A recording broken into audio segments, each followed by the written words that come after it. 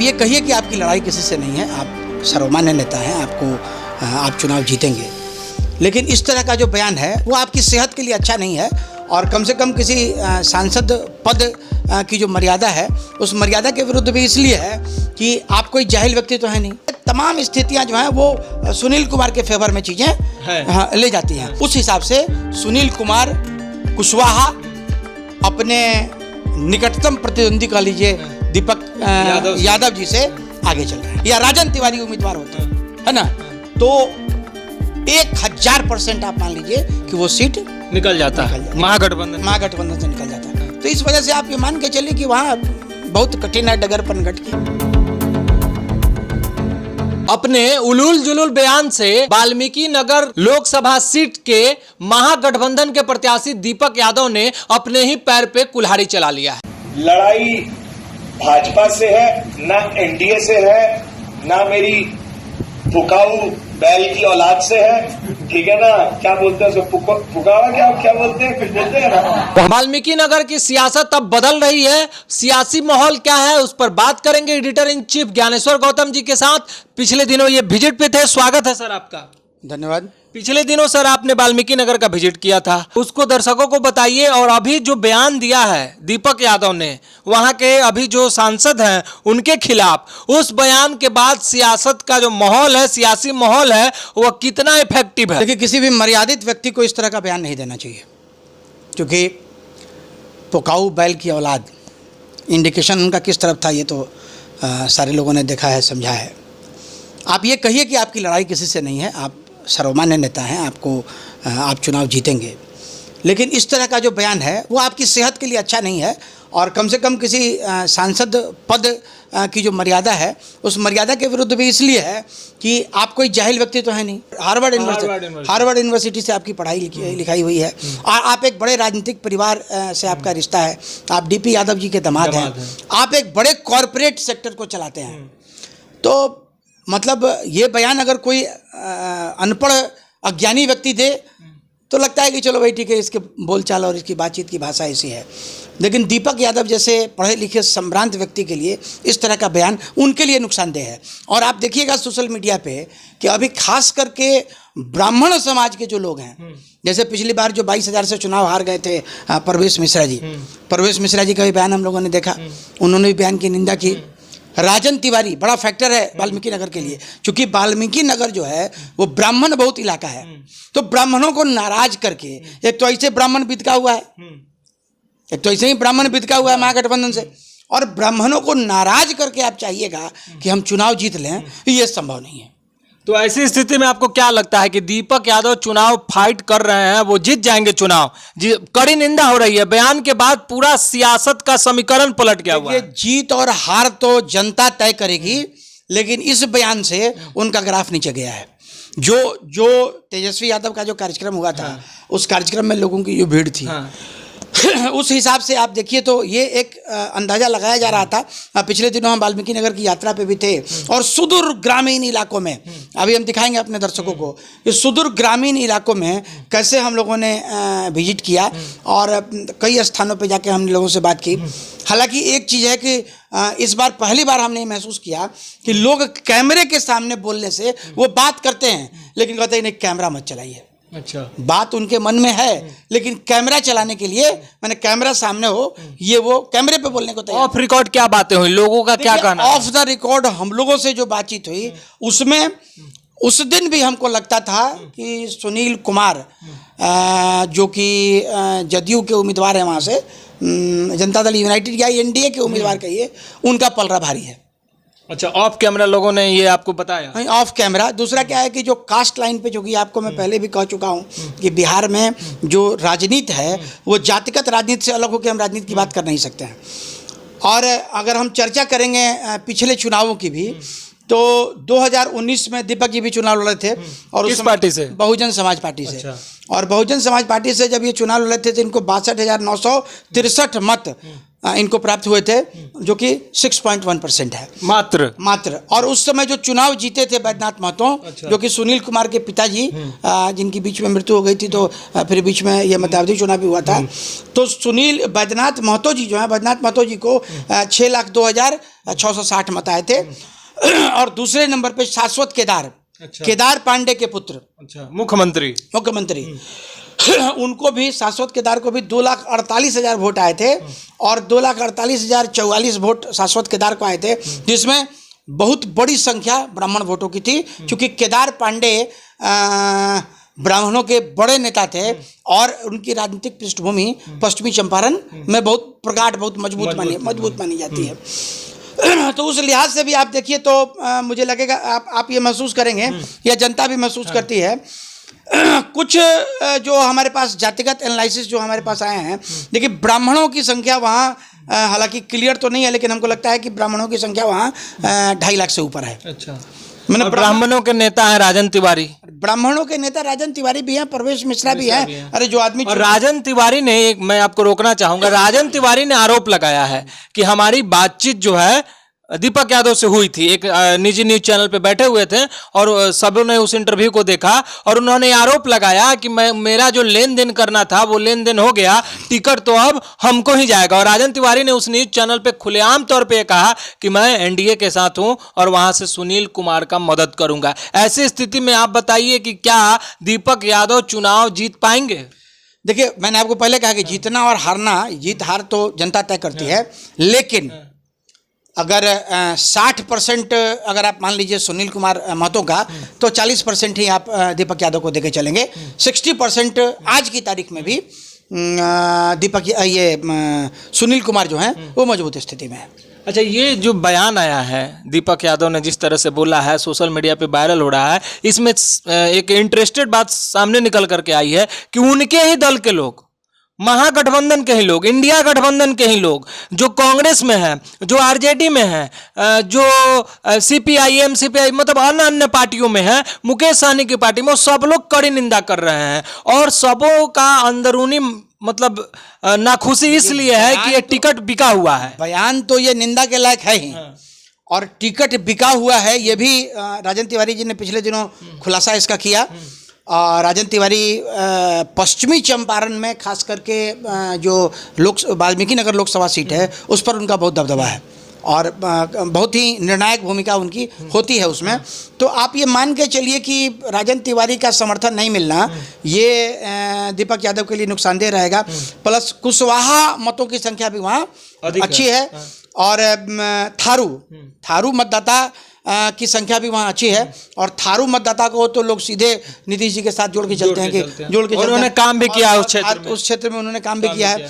तो आप ये मान लीजिए कि ब्राह्मण का समर्थन, थारू का समर्थन, कुशवाहा का समर्थन, दलित महादलित जो हैं उनका समर्थन, चूंकि दलित महादलित भी एनडीए के हिस्सा हैं, जीतन राम मांझी को ले लीजिए या फिर चिराग पासवान को ले लीजिए, है ना।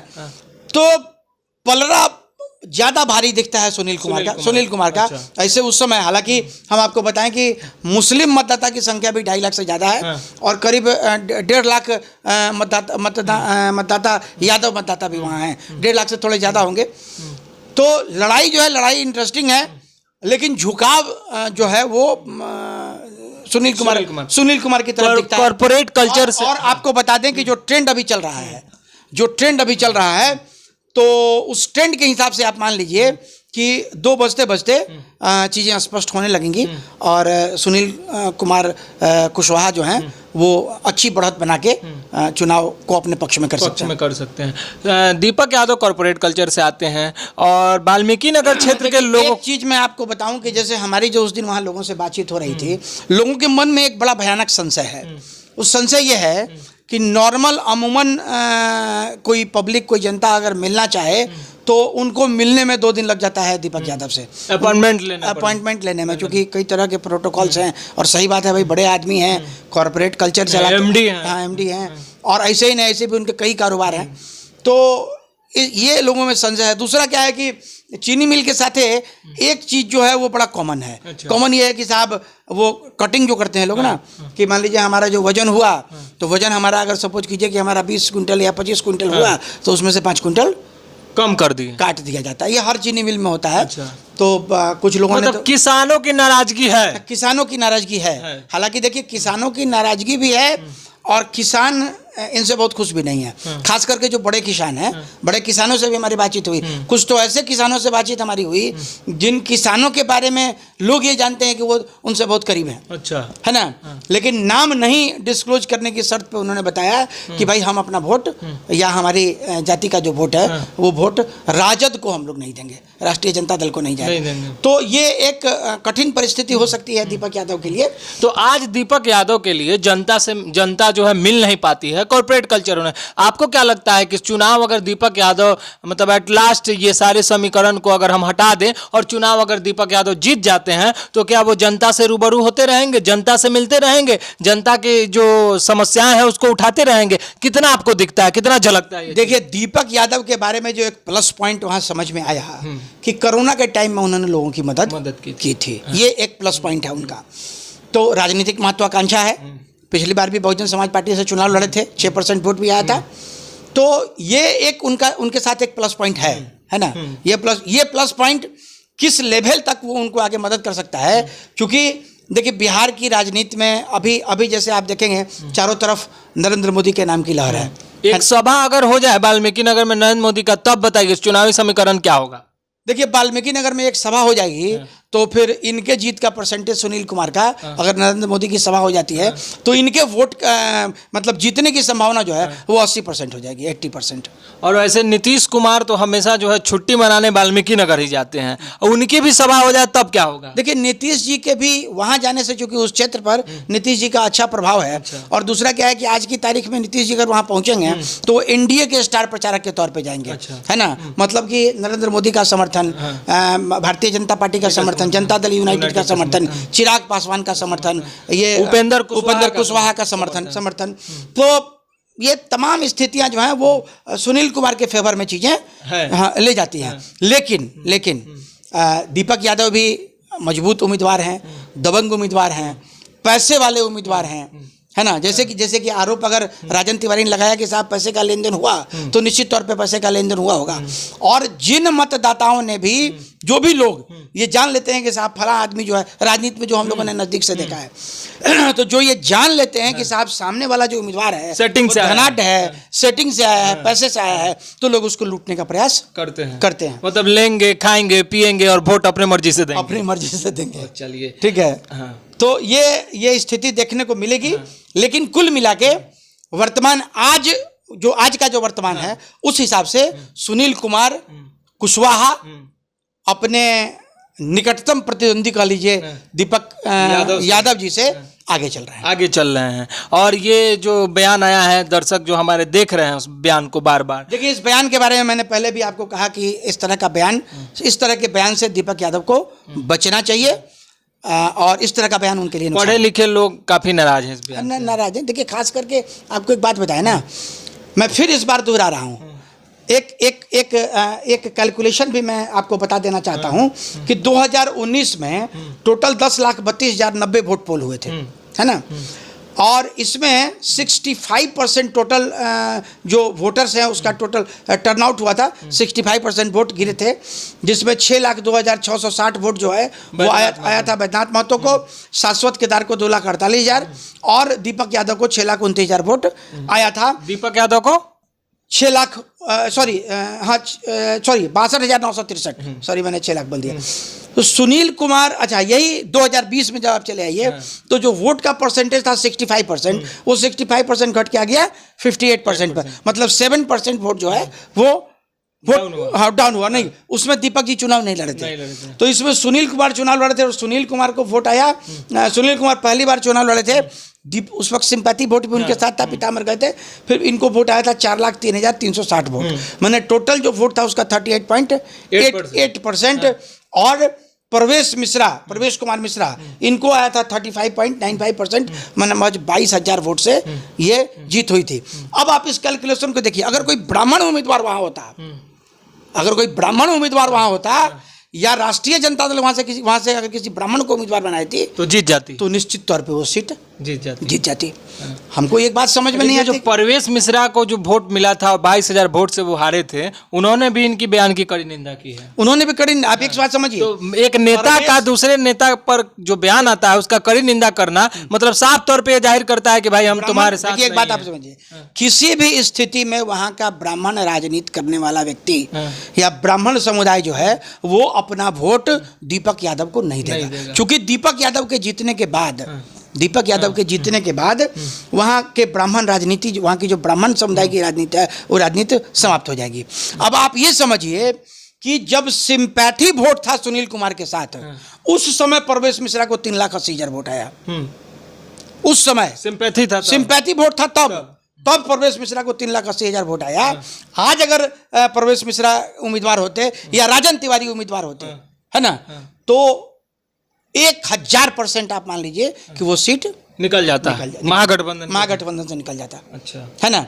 लेकिन महागठबंधन ने उम्मीदवार जिनको बनाया, दीपक जी को उम्मीदवार बनाया, दीपक जी टक्कर देंगे लेकिन चुनाव जीत पाएंगे ऐसा नहीं लगता है। पलड़ा भारी है सुनील कुमार मतों का। एक थोड़ा सा और पीछे लेकर के चलते हैं। 2014 में सतीश चंद्र दुबे सबसे ज्यादा पसंद उनको लोग वहां करते थे, सांसद बनते हैं, आज भी करते हैं, उनका भी फैक्टर रहेगा। अरे सतीश चंद्र दुबे राज्यसभा के सांसद हैं, है ना, और बहुत मजबूत पकड़ है ब्राह्मणों पे। अच्छा, और उनकी तो मजबूरी भी है क्योंकि भारतीय जनता पार्टी से है ना।